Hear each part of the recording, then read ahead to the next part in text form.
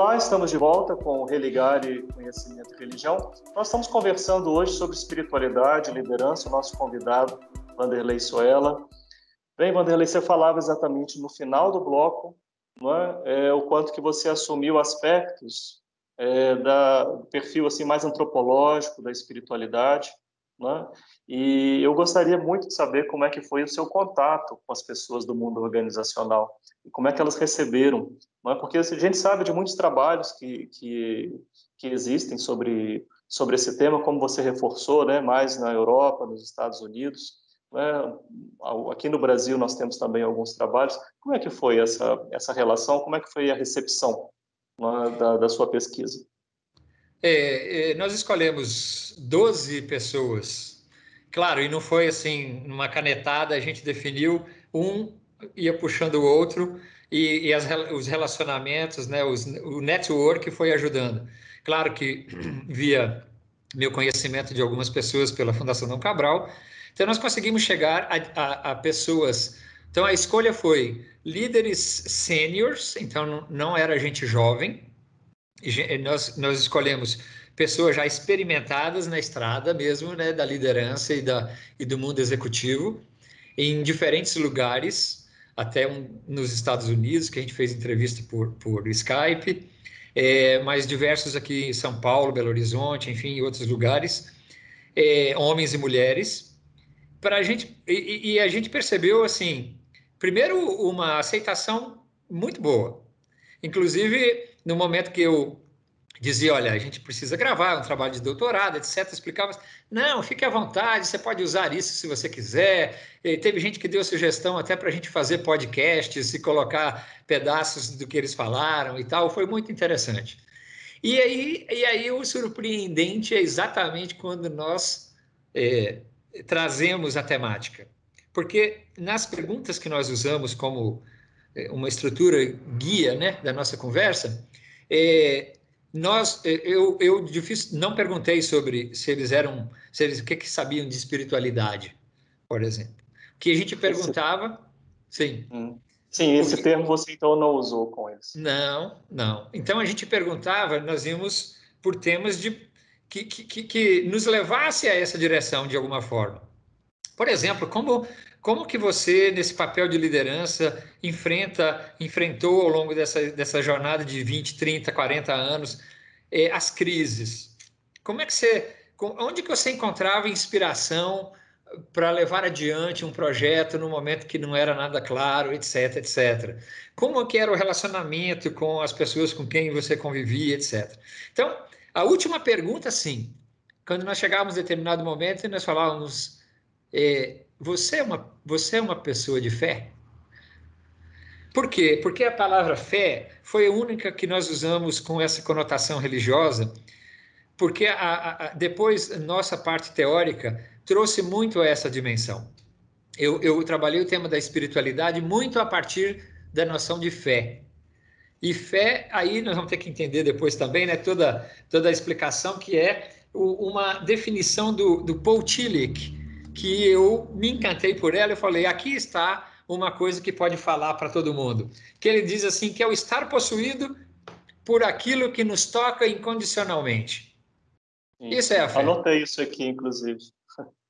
O estar possuído por aquilo que nos toca incondicionalmente, que nos abraça incondicionalmente, né? Então, o que é que te envolve incondicionalmente, que você põe energia, que você põe a sua vida, que pode ser coisa ruim também, né? Ele não está dizendo que é só coisa positiva, é aquilo que te abraça incondicionalmente, que você não põe muita condição para a coisa, que você se vê envolto por aquilo. E mais um detalhe que ele completa, é se ver neste abraço incondicional como pessoa inteira, de forma integral.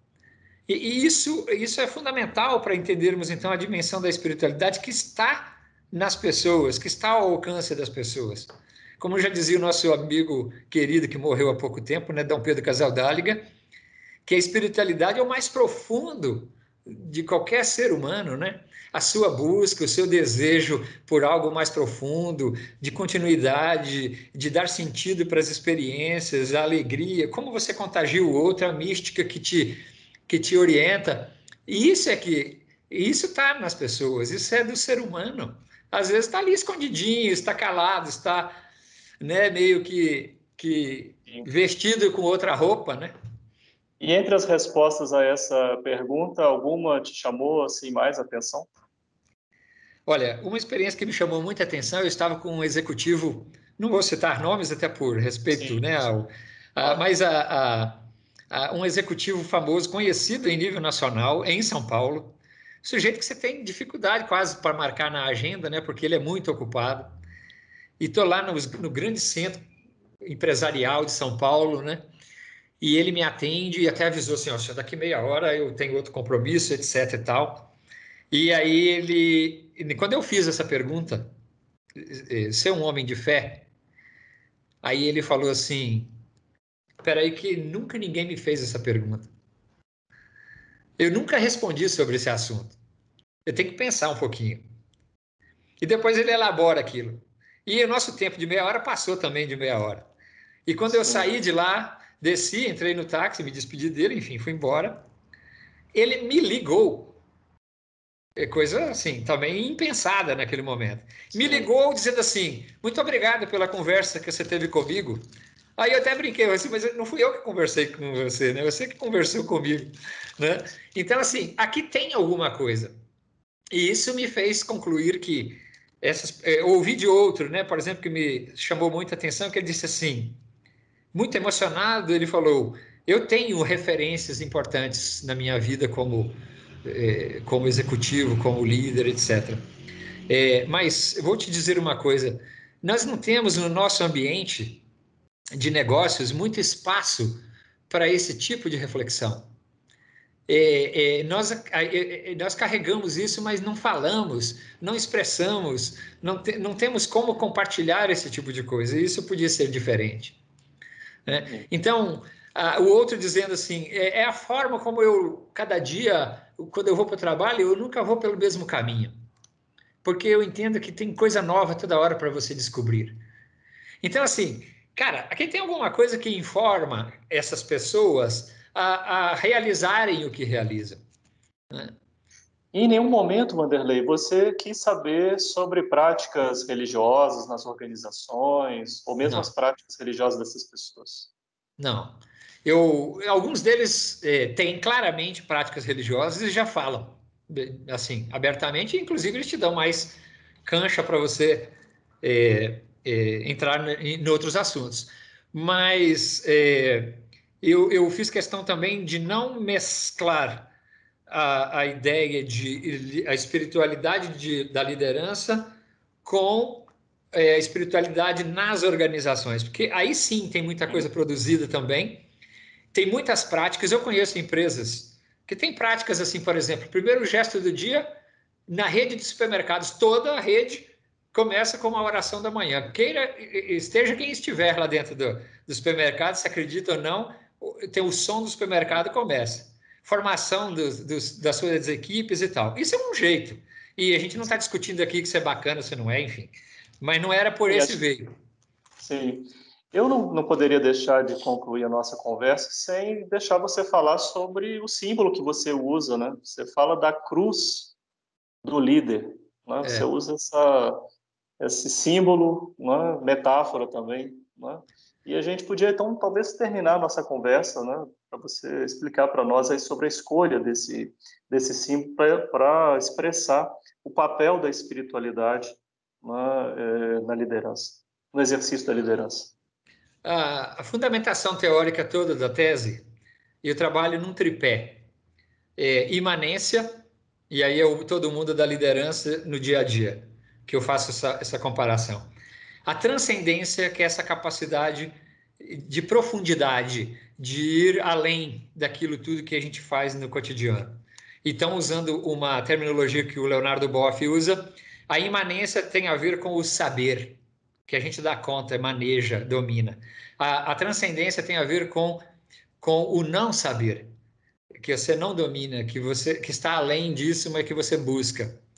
E o terceiro fundamento é a unificação, ou a integração dessas duas dimensões.